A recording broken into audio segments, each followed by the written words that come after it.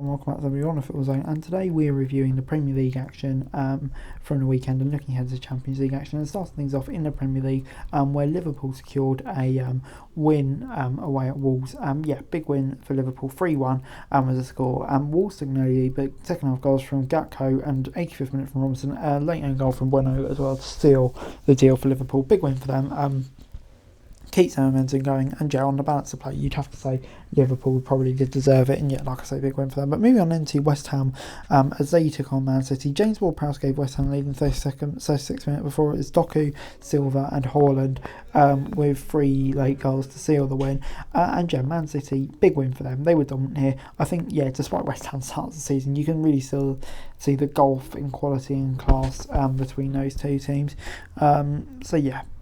Big news for them, and I think it really is looking quite ominous for the other teams. But for West Ham, a bit of learning lessons to see what how far they need to go. But moving on into Tottenham, and they just about edged past Sheffield United, 10-man Sheffield United, 1-0. It was Hamer in the 73rd minute who gave them the lead, and in the 98th minute it was still 0-1 before goals from Richarlison. In the 100th minute, Kulusevski sealed the win. In the 14th minute stoppage time, Ollie McBurney was sent off for a second yellow. Just an absolutely wild ending, but Angeball, the momentum, etc., still keeps rolling on.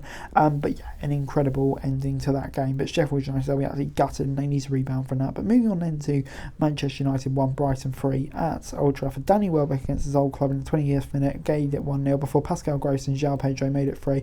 Mejbri got a late goal, it was nowhere near enough. Brighton were in control throughout, really. It sealed a deserved win, what a great start for them. They're in a really, really strong position at the moment, aren't they? They'll be absolutely delighted. Manchester United, though, there have got to be big questions asked at the moment, because they're really struggling. Moving on into Fulham 1, Luton 0 at Craven Cottage, and it was Carlos Vinicius in the 65th minute who gave Fulham the win. It was quite a close game. Luton offered quite a lot on, potentially on another day, could have scored, but in the end, it wasn't to be for them. Like I say, Fulham will be delighted with that. It's a big win for them. We're going to keep moving up the table. But for Luton, like I said, they're getting close to their first points.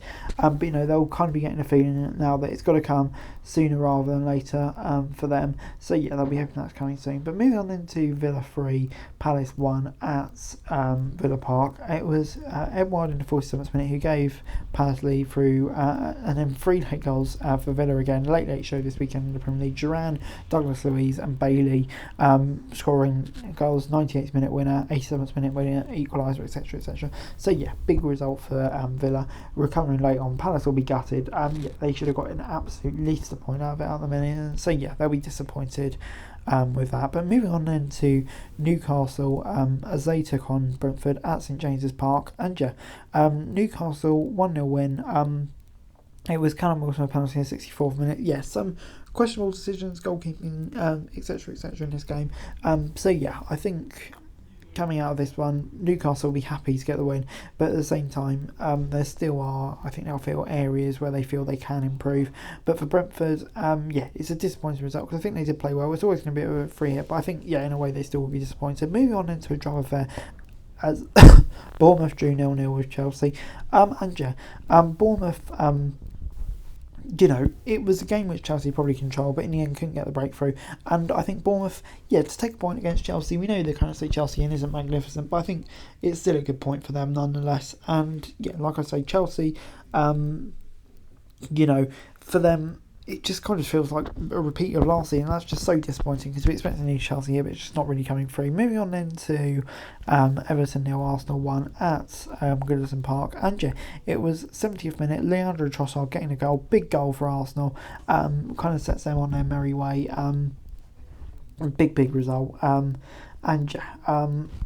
We spoke about the Everton curse before. We didn't seem that that's the case now, but I think even still, Everton can take promise from what was a pretty decent performance by them. But for Arsenal, it's massive for them to get the win as well. I think they'll be absolutely delighted with that. Moving on then to Forest, as they drew 1-1 with Burnley.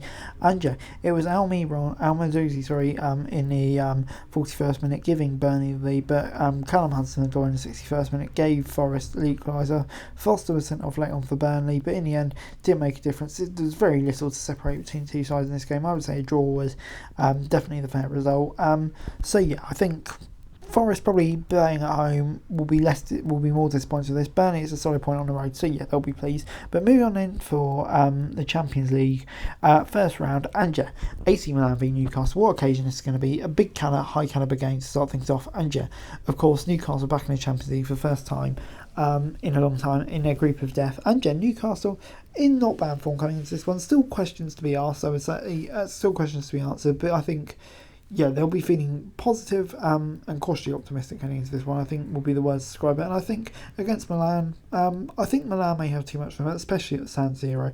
But yeah, all tough one. But moving on into Man City, and yeah, I think it's fair to say, taking on probably Red Star Belgrade, probably one of the lower ranked teams in their groups. So yeah, I think they'll be definitely feeling confident coming into this one, no doubt about it. Probably. Maybe depending on how cocky Pep Guardiola is feeling, could even rest a few players.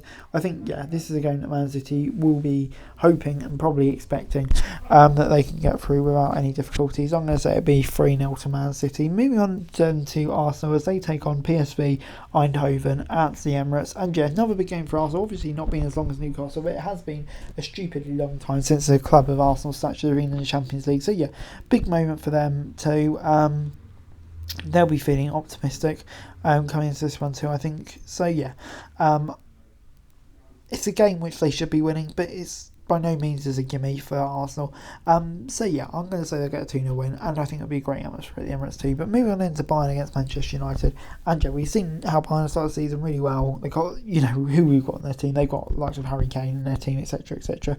So yeah, it's most definitely going to be a very hard day for Manchester United here, especially with how they started the season. And yeah, there's just so many areas where I'm not just quite sure how United are doing at the moment, so I'm expecting a tough day at the office for them, and I'm going to say it will be a 3-1 win to Bayern Munich. But anyway guys, that's it for you. Thanks very much for watching. Like, share, subscribe, and next time daily football news and special channels going to be greatly appreciated. Thanks very much for watching. Peace.